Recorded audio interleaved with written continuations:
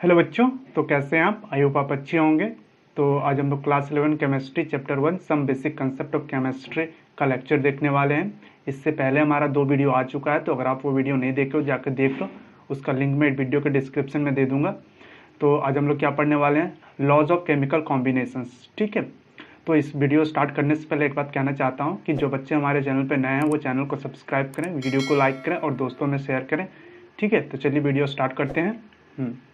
सबसे पहले क्या पढ़ेंगे? Law of chemical combinations. इसमें जानते हैं हम लोग होता क्या है कि जब 17वीं सेंचुरी में जब साइंटिस्ट लोगों ने जब रिएक्शंस कर रहे थे या फिर कोई एक्सपेरिमेंट कर रहे थे लेबोरेटरी में, तो उन्होंने क्या किया कि इसको अलग अलग लॉज में डिवाइड किया। कहने का मतलब कि अगर मास है तो मास पे क्या असर पड़ रहा है, या फिर इसके वॉल्यूम है तो वॉल्यूम पे क्या असर पड़ा। कोई भी रिएक्शन हो रहा है तो मास पे क्या हो रहा है हमारा। ठीक है, जो रिएक्टेंट था वो प्रोडक्ट था, दोनों में क्या डिफरेंस आया क्या नहीं आया। ठीक है, वो सब चीज़ों को देखते थे, वॉल्यूम पे देखे, मास पे देखे और इसके रेशियो पर भी देखते थे हम लोग। या फिर उसको बोल सकते हो कि इसके मतलब जितनी क्वांटिटी में हम लोगों ने रिएक्टेंट लिया क्या उतनी क्वांटिटी में हमें प्रोडक्ट मिल रहा है या नहीं मिल रहा है, यही सब चीज़ों को डिस्कस कर रहे थे। तो उन लोगों ने टोटल 5 लॉज दिए थे। ठीक है, बट हम लोग को टोटल 4 लॉज पढ़ने हैं, एक लॉ नहीं पढ़ना है क्योंकि एनसीईआरटी में वो नहीं दिया हुआ है हमारा।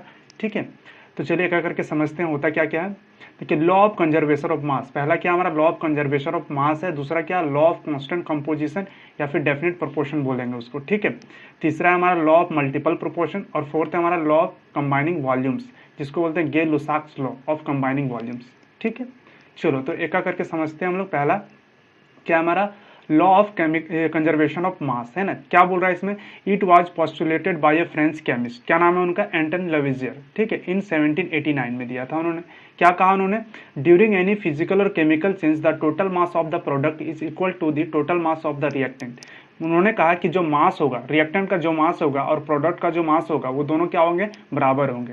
किन्होंने कहा था ये? एंटन लेविजियर ने। किसने? एंटन लेविजियर ने कहा था। ठीक है, इसका दूसरा डेफिनेशन आप समझ सकते हो कि matter can nether be created not destroyed during any physical और chemical change.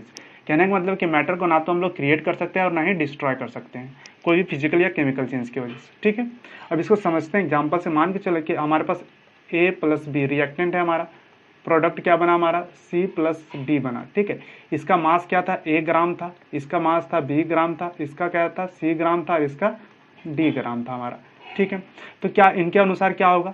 Law of conservation of मास के अनुसार क्या होगा? A + B = C + D होगा। मास क्या होंगे? दोनों तरफ बराबर होते हैं ना, वही चीज। ठीक है, एग्जाम्पल एक समझते हैं। क्या है हमारा? AgNO3 silver nitrate plus sodium NaCl हो गया हमारा। क्या दिया हमारा? AgCl दिया प्लस क्या दिया? सोडियम नाइट्रेट दिया। इसको देखो क्या हो रहा है, मॉलिक्यूलर मास से देखेंगे क्या होगा हमारा? दोनों तरफ बराबर है हमारा मास, है ना। या फिर इसका हम लोग जब एग्जाम्पल्स करेंगे या कहने का मतलब कि क्वेश्चंस करेंगे उस समय देखेंगे हम लोग कि कैसे होता है ये चीज़। ठीक है, तो पहले हम लोग सारे लॉज को पढ़ लेते हैं एक करके। चलो तो अगला देखते हैं हम लोग क्या बोलता है। क्या बोल रहा है? Law of constant composition. दूसरा लॉ क्या हमारा? Law of constant composition. ठीक है, क्या बोल रहा है? इट वाज स्टडीड बाय एक फ्रेंच केमिस्ट जोसेफ प्राउस्ट इन 1799 में, 1799 में दिया था। उन्होंने क्या कहा कि द रेशियो इन विच 2 और more element combined to form one compound. तो 2 या 2 से अधिक एलिमेंट मिलके क्या बनाते हैं? कंपाउंड बनाते हैं। वही बोल रहा है कंपाउंड मिक्स्ड क्या बोला? Remains fixed and is independent of the source of the compound. और ये क्या होता है? इंडिपेंडेंट होता है ना। किससे? जो सोर्स ऑफ कंपाउंड जो हम लोग रिएक्टेंट लिए उससे क्या होता है? इंडिपेंडेंट होता है। एग्जाम्पल समझिए, ज्यादा समझ में आएगा। क्या है? CO2 may be found in A number of ways. Carbon dioxide को आप कई तरह से निकाल सकते हो। पहला देख लेते हैं, by burning of coke in air. पहला क्या है कि हम लोग क्या करते हैं? कोयले को जलाते हैं। ठीक है, किसके प्रेजेंस में? ऑक्सीजन के प्रेजेंस में। तो क्या देता है हमारा? कार्बन डाइऑक्साइड देता है। ये हो गया हमारा पहला। दूसरा क्या है? कैल्शियम कार्बोनेट को हम लोग हीट करते हैं तो क्या देता है हमारा? कैल्शियम ऑक्साइड देता है प्लस कार्बन डाइऑक्साइड देता है। यहाँ भी हमारा क्या मिल रहा है? कार्बन डाइऑक्साइड मिल रहा है ना। तीसरे केस में क्या है हमारा? सोडियम कार्बोनेट प्लस HCl है हमारा, हाइड्रोक्लोरिक एसिड है। तो क्या दिया? Sodium chloride water plus carbon dioxide दिया। तो तीनों केस में हमें क्या मिला? कार्बन डाइऑक्साइड मिला। बट हमारा जो रिएक्टेंट था, कहने का मतलब सोर्स ऑफ कंपाउंड था, जो कंपाउंड बना उसका जो सोर्स था वो क्या था? अलग अलग था, है ना। फिर भी हमें क्या मिला? मतलब एक फिक्स्ड मिला या फिर कांस्टेंट मिला। हमारा क्या मिला? कार्बन डाइऑक्साइड मिला। ठीक है, तो इसका रेशियो देखते हैं। In all state carbon and oxygen क्या है? In all state carbon and oxygen are in the ratio 12:32। और इसको बोल सकते हैं 3:8 बाई वेट। मतलब वेट के अनुसार इसका जो रेशियो निकला हमारा वो क्या आ रहा है कि सेम आ रहा है, तीनों केस में सेम आ रहा है ना। जैसे कार्बन डाइऑक्साइड है, CO2 है, कार्बन इसमें कितना है 12 ग्राम है, ऑक्सीजन कितना है यहाँ 16 ग्राम, 16 दुना 32 ग्राम होगा ना, टोटल कितना होगा 32 ग्राम है हमारा। ठीक है, तो 12 और 32 का रेशियो में आ रहा है, वही लिखे हैं 12 और 32 का रेशियो में आया, इसको आप लिख सकते हो 3:8 का रेशियो में भी। ठीक है, एक चीज नोट करके लिखा हुआ है, इसको याद रखिएगा, क्या बोला, it only applicable for pure compound, ये सिर्फ प्योर कंपाउंड के लिए अप्लीकेबल है, if it has some impurity, ठीक है, then the law is not applicable. चलिए अब हम लोग नेक्स्ट लॉ देखते हैं, क्या है हमारा, लॉ ऑफ मल्टीपल प्रोपोर्शंस। ठीक है, क्या बोल रहा है, this law was proposed by Dalton in 1803। ठीक है, उन्होंने क्या कहा, when two elements combine to form more than one compound, ठीक है, then the mass of one of the element which combined with a fixed mass of the other element, है ना, are in the simple whole number ratio। कहने का मतलब एक क्या है हमारा फिक्स्ड है, तो दूसरा का क्या निकालेंगे हम लोग, सिंपल होल नंबर रेशियो देखते हैं हम लोग। ठीक है, क्या है हमारा एग्जांपल समझते हैं हम लोग, hydrogen combined with oxygen to form two compounds, water and hydrogen peroxide. ठीक है, समझते हैं क्या है, H2 प्लस O2 है हमारा, क्या दिया हमारा H2O दिया। इसमें देखो कि ऑक्सीजन हाइड्रोजन कितना है 2 ग्राम है हमारा, है ना। देखिए H2 ऑक्सीजन कहाँ है, 1 है यहाँ पे, यहाँ ऑक्सीजन 2 है, तो क्या करेंगे इसको हाफ कर देते हैं।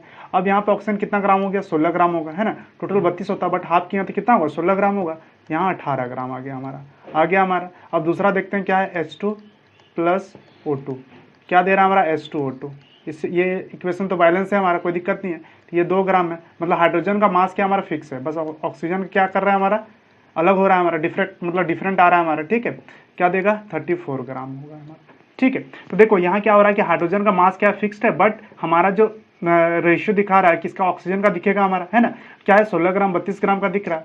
ठीक है, चलो देख लेते हैं।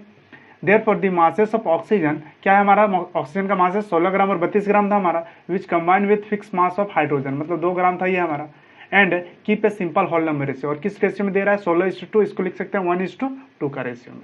ठीक है, चलो अगला लॉ देख लेते हैं हम लोग, क्या है हमारा, ये लास्ट लॉ है, इसके बाद हम लोग क्वेश्चन करेंगे।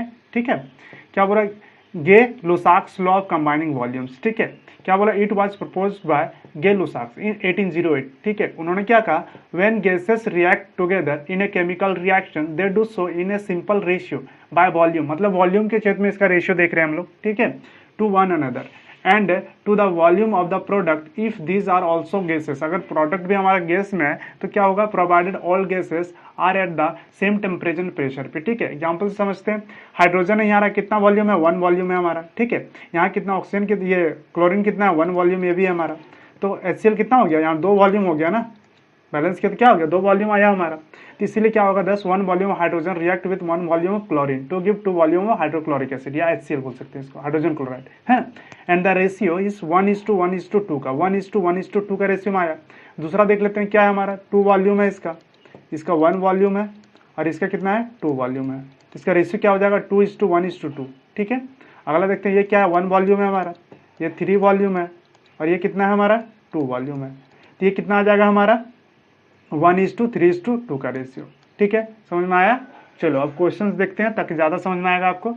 ठीक है, पहला क्वेश्चन क्या है, if the law of conservation of mass holds true, अगर law of conservation of mass true है तो क्या बोल रहा है कि how much sodium chloride react with 34 gram of silver nitrate and produce, क्या to produce 17 gram of sodium nitrate and 28.70 gram of silver chloride. ठीक है, तो इसको सॉल्व करो, पहले रिएक्शन को लिखो, इसमें क्या हो जाएगा हमारा NaCl है हमारा, प्लस क्या है सिल्वर नाइट्रेट AgNO3 रिएक्शन दिया, क्या दिया हमारा product sodium nitrate NO3 plus क्या दिया सिल्वर क्लोराइड, मतलब AgCl दिया हमारा।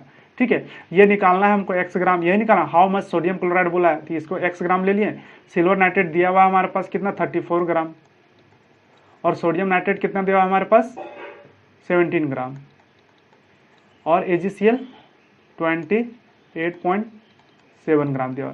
तो लॉ ऑफ कंजर्वेशन ऑफ मास से क्या जानते हैं कि रिएक्टेंट इक्वल टू क्या होता है, प्रोडक्ट होता है हमारा मास इसका, है ना, क्या होगा x प्लस 34 बराबर होगा 17 प्लस 28.7, इसको निकालो कितना आ जाएगा हमारा, x इक्वल टू क्या हो जाएगा, इसको जोड़ेंगे तो कितना आएगा हमारा, बताओ, दोनों को जोड़ो कितना हो जाएगा हमारा 45.7 होगा, इसको माइनस में ले आया इधर तो क्या होगा 34, कितना आएगा हमारा बताओ 11.7 ग्राम, तो क्या निकल गया हमारा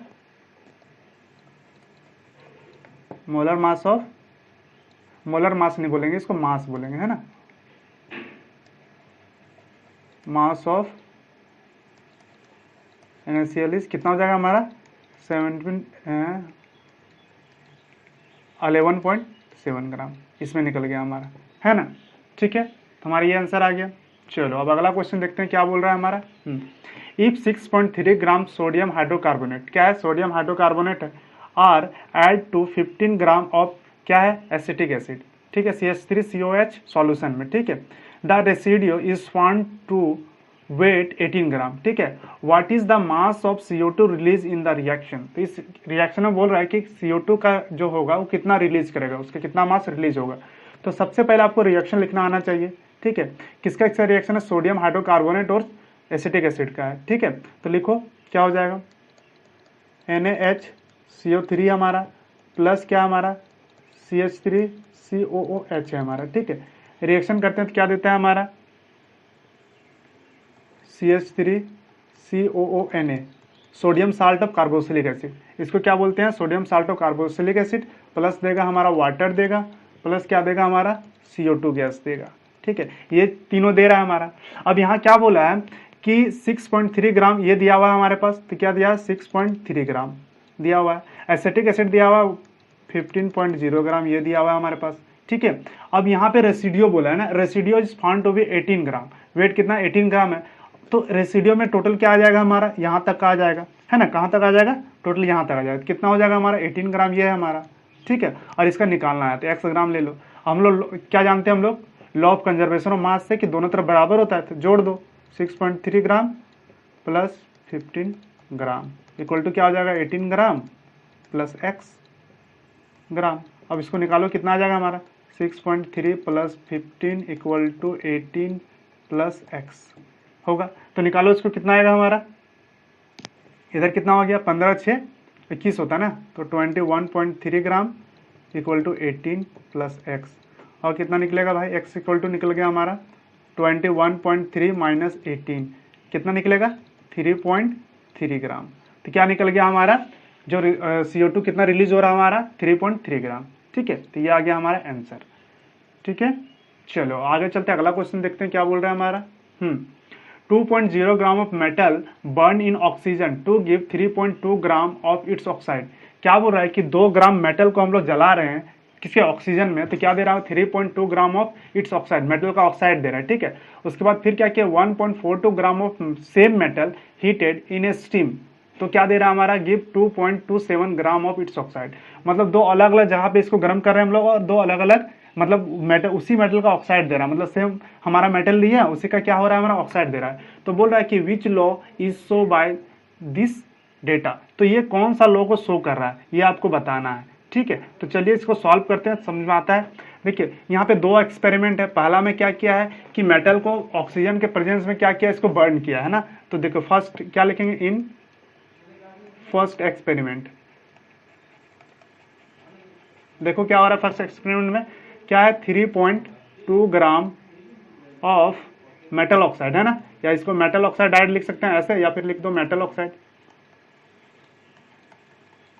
ऑक्साइड, ठीक है, इक्वल टू क्या हो जाएगा हमारा 2.0 ग्राम ऑफ मेटल है हमारा।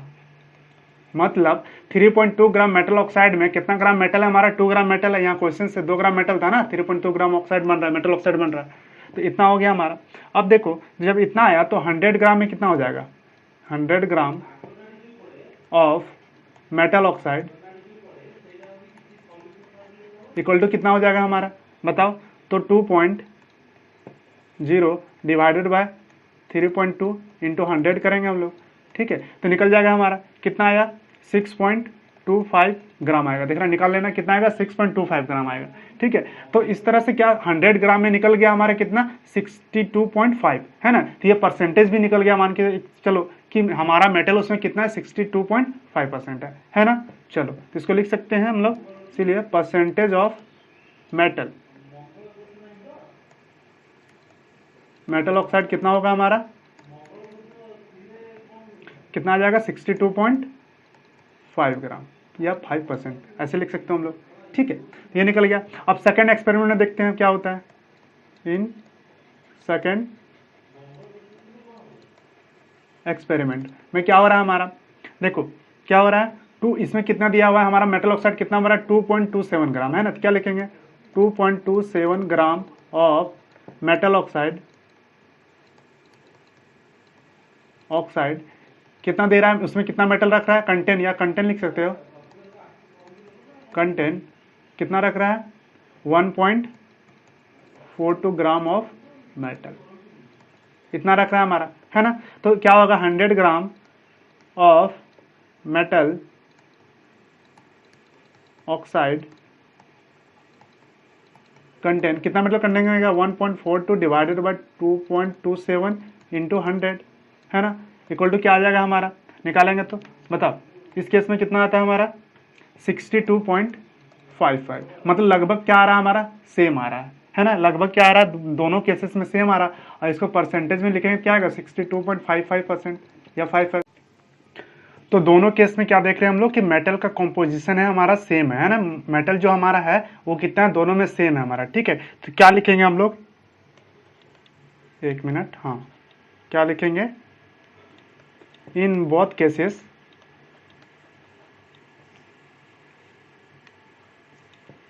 Percentage of metal are same, दोनों केस में क्या है मेटल हमारा सेम है, ठीक है। तो क्या ये दे रहा है हमारा, so the above data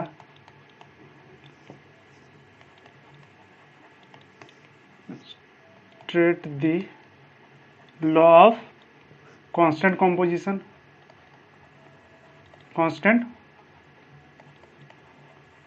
composition, तो कौन सा दे रहा है या किसको फॉलो कर रहा है हमारा लॉ ऑफ कांस्टेंट कंपोजिशन, है ना, किसको फॉलो कर रहा है लॉ ऑफ कांस्टेंट कंपोजिशन को, क्यों, क्योंकि मेटल जो है हमारा दोनों में क्या है हमारा सेम है, मतलब एक फिक्स्ड है हमारा ना, इसीलिए क्या होगा ये लॉ ऑफ कांस्टेंट कंपोजिशन होगा हमारा, ठीक है। अगला एग्जांपल देखते हैं क्या हमारा, ये हमारा क्वेश्चन क्या बोल रहा है समझो, बताओ क्या बोल रहा है, carbon and oxygen are known to form two compound, ठीक है, क्या दे रहा है carbon and oxygen are known to form two compound, the carbon content in one of this compound is 42.9%, ठीक है, जैसे एक कंपाउंड है कार्बन का उसमें कितना है 42.9% है हमारा कार्बन है इसमें, ठीक है, while in the other it is 27.3% है, ठीक है। तो क्या बोल रहा है, so that the data are in the agreement which क्या है with the law of multiple properties, तो क्या ये डेटा जो दिया हुआ है ये लॉ ऑफ मल्टीपल प्रॉपर्टी को सेटिस्फाइड कर रहा है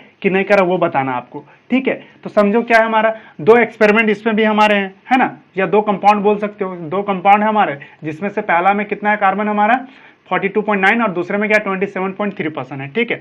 तो क्या लिखेंगे इन फर्स्ट कंपाउंड, पहला कंपाउंड में क्या है भाई बताओ, मास ऑफ कार्बन कितना है, मास ऑफ कार्बन कितना है 42.9 ग्राम होगा ना। अगर इसको मान के चलो कि पूरा जो कंपाउंड था हमारा 100 ग्राम था, तो परसेंट में दिया हुआ है तो उसको हम लिख सकते हैं ग्राम में, तो 100 ग्राम था तो कितना हो जाएगा 42.9 ग्राम होगा ना हमारा, ठीक है। और अगला क्या होगा मास ऑफ क्या हो जाएगा हमारा ऑक्सीजन, कार्बन ऑक्सीजन का कंपाउंड है हमारा, कितना हो जाएगा 100 माइनस 42.9 कितना आएगा हमारा 57.1 ग्राम आएगा हमारा, ये पहला में आ गया। और दूसरे कंपाउंड में क्या आएगा हमारा इन सेकंड कंपाउंड में देखो क्या हो जाएगा, मास ऑफ कार्बन कितना होगा बताओ 27.3 ग्राम होगा, है ना, और मास ऑफ ऑक्सीजन कितना होगा, कितना हो जाएगा 100 माइनस 27.3 ग्राम, कितना निकलेगा हमारा, निकालो 72.7 ग्राम आएगा हमारा। तो दोनों में क्या निकल गया, ऑक्सीजन निकल गया और कार्बन निकल गया हमारा, ठीक है।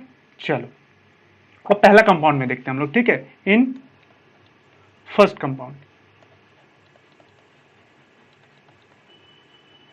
पहला कंपाउंड में देखो क्या हो रहा है कि 57.1 ग्राम ऑफ ऑक्सीजन, देखो 56.1 ग्राम ऑफ ऑक्सीजन क्या हो रहा है, कंटेंट रख रहा है कितना कार्बन को, बताओ कितना कार्बन है उसमें 42.9 है ना, कितना है 42.9, किससे कार्बन कितना है टोटल यहाँ पे 42.9 ग्राम है हमारा। तो क्या बोलेंगे कि 57.1 ग्राम ऑफ ऑक्सीजन कंटेन, कितना कार्बन रख रहा है हमारा? 42.9 ग्राम ऑफ कार्बन रख रहा है हमारा।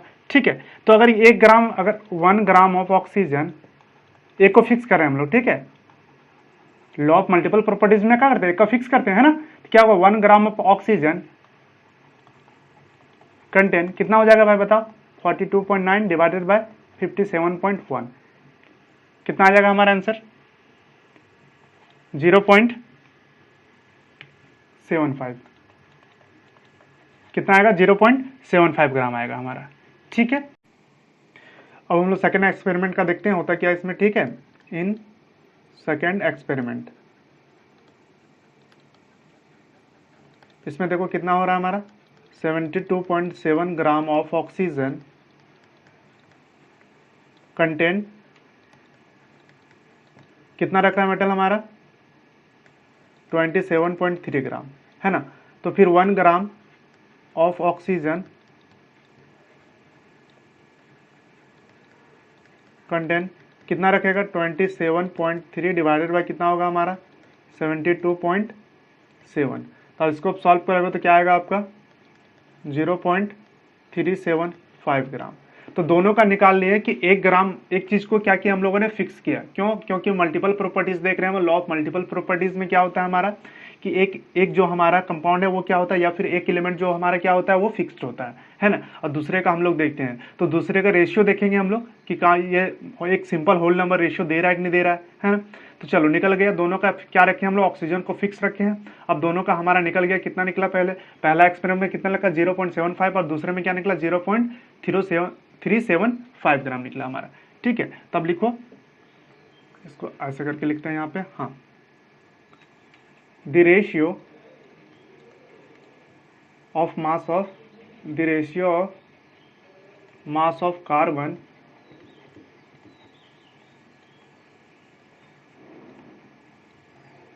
combining with fixed mass, fixed लिख दो, fixed mass of oxygen, कितना था ऑक्सीजन का लिए हम लोग? दैट इज 1 ग्राम, है ना। इज क्या हो जाएगा? कार्बन का कितना हो जाएगा भाई बताओ?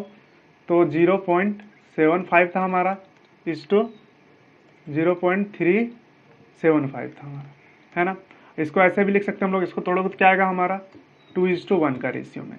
तो निकल गया है हमारा। मतलब ये क्या कर रहा है कि इस एग्रीमेंट को फॉलो कर रहा है, मतलब लॉ ऑफ मल्टीपल प्रॉपर्टीज को शो कर रहा है ये हमारा। लिख दो यहाँ पे, सो it illustrate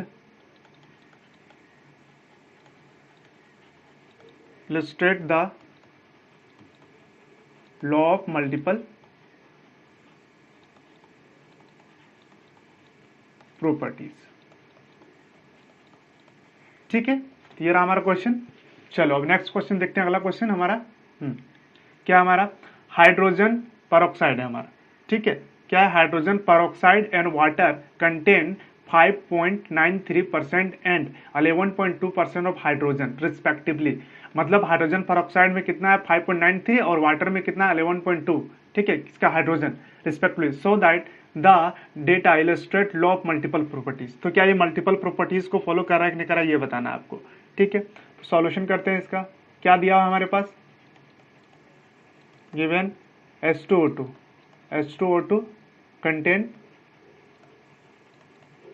कंटेन कितना रख रहा है? 5.93 ग्राम मान के चलो, 100 ग्राम मान है टोटल का, तो कितना होगा? 5.93 ग्राम ऑफ हाइड्रोजन, है ना। चलो अब क्या होगा हमारा?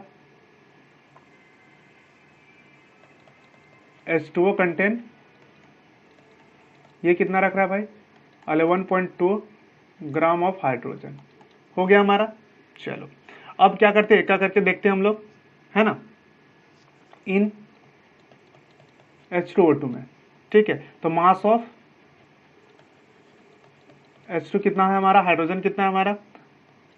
5.93 ग्राम। ठीक है, और मास ऑफ ऑक्सीजन कितना हो जाएगा हमारा, बताओ। 100 माइनस क्या हो जाएगा 5.93 होगा हमारा, कितना निकलेगा हमारा 95.07 ग्राम, ये निकल गया हमारा। अब देखते हैं इन H2O में, H2O में क्या हो जाएगा भाई बताओ। मास ऑफ H2 कितना हमारा 11.2 ग्राम, और मास ऑफ ऑक्सीजन क्या हो जाएगा, मास ऑफ ऑक्सीजन कितना है, इसमें एक ही ऑक्सीजन है ना, तो कितना हो जाएगा ये हमारा 100 माइनस 11.2 ग्राम, निकालो कितना होगा हमारा 88.8 ग्राम आएगा हमारा। ठीक है, तो ये निकल गया दोनों का हमारा। अब हम लोग क्या करते हैं, हम लोग कि इसका 1 ग्राम का देखेंगे, हम लोग एक करके निकालते हैं हम लोग। अब तो क्या जान रहे हैं हम लोग, इन H2O2 में क्या हो रहा है हमारा, H2O2 में कि 95.07 ग्राम ऑक्सीजन, जैसे क्या है हमारा ऑक्सीजन है, ठीक है, या फिर बोल सकते हो कि हमारा ऑक्सीजन कितना है इसमें 95.07 ग्राम हमारा। ठीक है, चलो तो क्या लिखेंगे हम लोग कि हाइड्रोजन को कांस्टेंट मानते हैं हम लोग, ठीक है, ऑक्सीजन का हम लोग निकालेंगे वो, तो हाइड्रोजन को कांस्टेंट करो, क्या लिखा है 5.93 ग्राम ऑफ हाइड्रोजन कंटेंट, कितना रख रहा है भाई, तो 5.93 कितना रख रहा है 95.07 ग्राम ऑफ ऑक्सीजन रख रहा है। ठीक है, चलो तो 1 ग्राम ऑफ हाइड्रोजन कितना लिख लेगा, 1 ग्राम ऑफ हाइड्रोजन कंटेंट कितना हो जाएगा 95.07 डिवाइडेड बाय 5.93 कितना निकलेगा हमारा, तो ये आपका आएगा लगभग 16.03 ग्राम ऑफ ऑक्सीजन, इतना निकल गया हमारा। ठीक है, अब अगला देखते हैं हम लोग, ये तो ऑक्सीजन का निकल गया हमारा। अब अगला देखते हैं इन किसमें H2O में। ठीक है, इसमें क्या होगा हमारा, देखो 11.2 ग्राम ऑफ हाइड्रोजन कंटेंट कितना रख रहा है हमारा 88.8 ग्राम ऑफ ऑक्सीजन। ठीक है, तो 1 ग्राम ऑफ हाइड्रोजन कंटेंट कितना हो जाएगा हमारा 88.8 डिवाइडेड बाय कितना होगा 11.2, कितना निकलेगा इसमें बताओ 7.93, तो ये लगभग किसका है 8 का हमारा, मान सकते हैं इसको 8 के बराबर है ना, तो ये निकल गया हमारा। अब देखो क्या लिखेंगे हम लोग, दोनों तो निकल गया, एक यहाँ निकला हमारा 8 के लगभग और यहाँ 16 के लगभग, मतलब ये रेशियो हमारा 1:2 का दिख रहा है या 2:1 का दिख रहा है ना हमारा, इसको लिख लो, क्या लिखोगे दी ratio of mass of oxygen containing with fixed mass of hydrogen, that is 1 ग्राम, इस क्या हो जाएगा हमारा, देखो 16:8 का रेशियो में है, और इसको हम लिख सकते हैं 2:1 का रेशियो में, हो गया हमारा। Therefore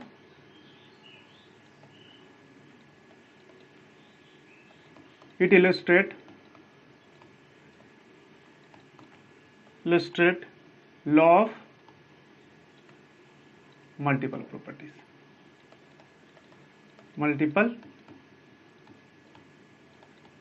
properties. ठीक है, तो इसी टाइप के क्वेश्चंस आएंगे आपके, तो ये सारे क्वेश्चंस को आपको अच्छे से प्रैक्टिस करना है, और भी बुक में बहुत सारे क्वेश्चंस दिए हुए हैं। ठीक है, साइड बुक्स में देखोगे आप तो बहुत सारे क्वेश्चंस दिए हुए हैं, तो वो सारे क्वेश्चंस को आप कर लो। ठीक है, ताकि प्रैक्टिस करोगे, जितना प्रैक्टिस करोगे उतना अच्छा होगा हमारा।